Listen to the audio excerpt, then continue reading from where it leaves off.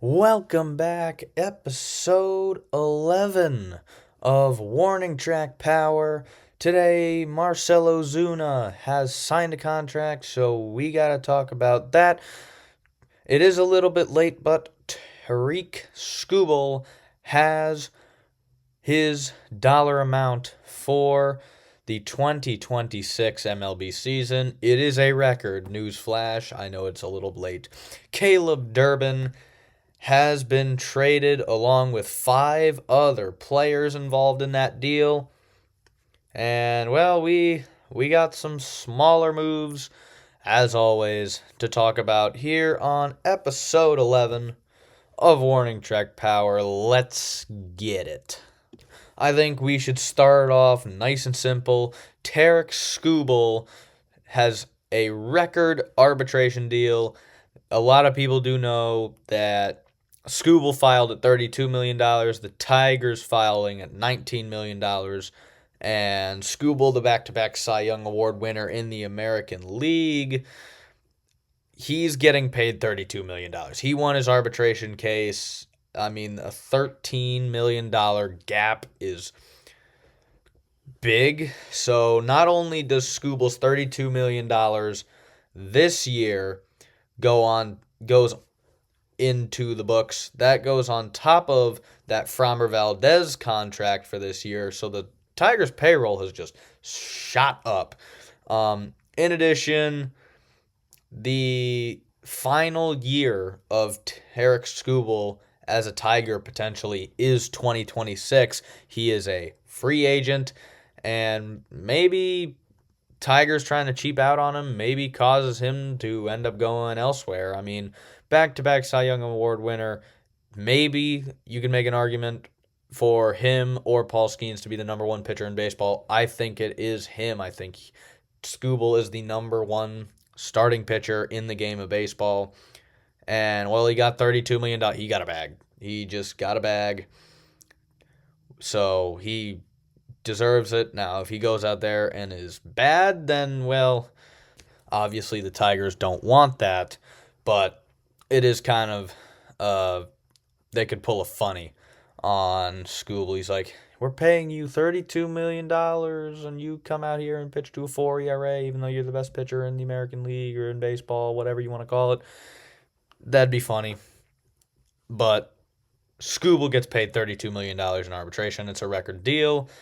And we move swiftly along to the Marcell Ozuna signing. He is a Pittsburgh Pirate. I mean, I kind of like what the Pirates have done this offseason. Bringing in some guys, subtracting a couple guys for some bigger guys. Now they bring in Marcell Ozuna. He signs a 1-year deal. It is a $10.5 million contract.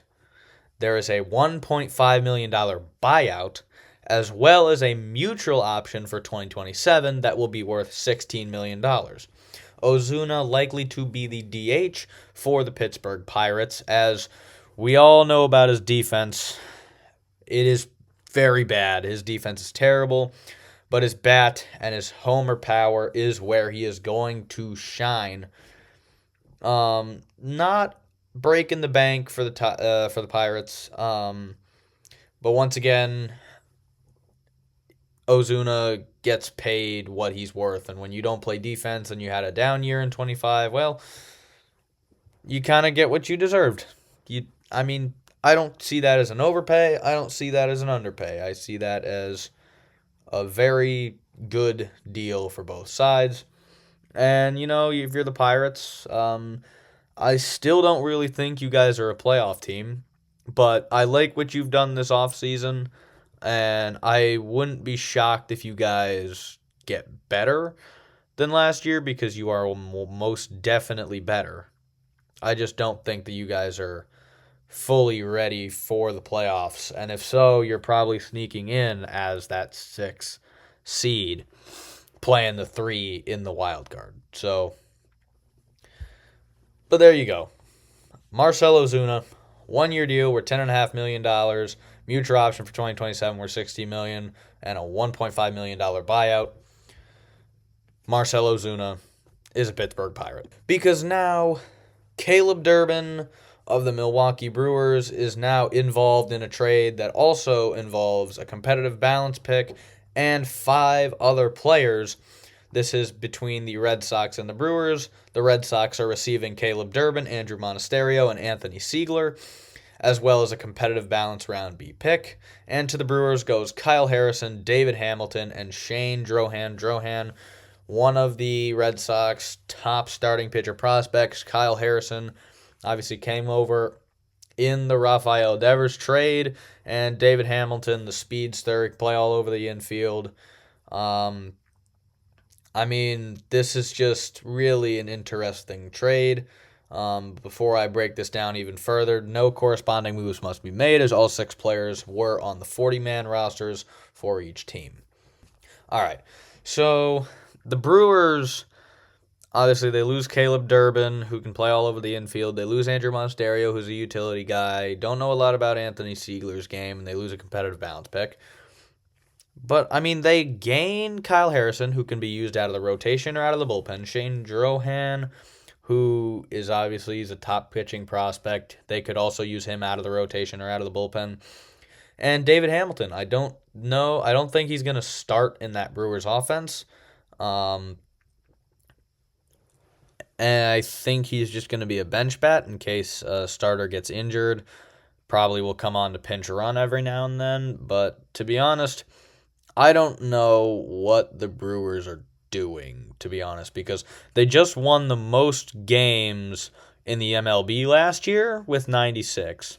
Won the NL Central, made it to the NLCS, but then got swept by the Dodgers in that round.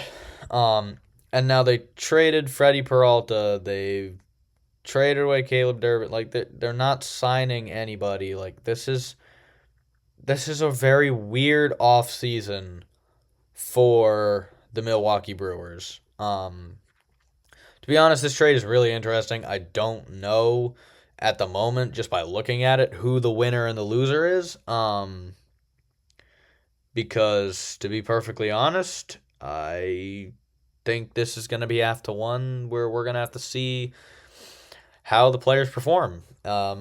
Because at this point in time, I don't know who wins this trade. But there it is. To the Red Sox, Caleb Durbin, Andrew Monasterio, Anthony Siegler, and a competitive balance round B pick.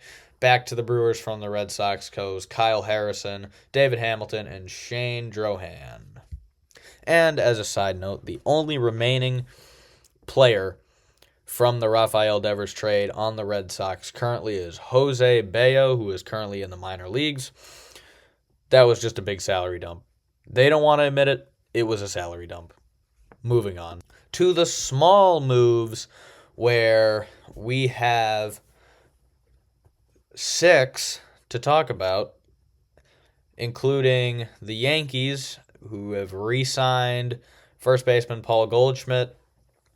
He is an interesting player. I think he will get somewhat consistent play time at first base with Ben Rice. Maybe it's a platoon against lefties and against righties. For Rice will hit against righties. Goldschmidt will hit against lefties. He does got to make it through the WBC first. He is playing for Team USA. Once again, though, I had this debate with my chemistry teacher today. Is Paul Goldschmidt a Hall of Famer? And I think he is, because, and I'll say why, because in 100 less games, so about a season less than Freddie Freeman, he is pretty comparable on the stat wins above replacement, or WAR, that just evaluates how valuable you are to a team and how many more wins your team that you are on gets when you're there. And a lot of people forget he was the 2022 NL MVP with the Cardinals. Started out really strong in Arizona. He has getting older, and, well, the regression is sort of coming there. But Paul Goldschmidt, New York Yankee, and let me know in the comments if you think Goldschmidt's a Hall of Famer.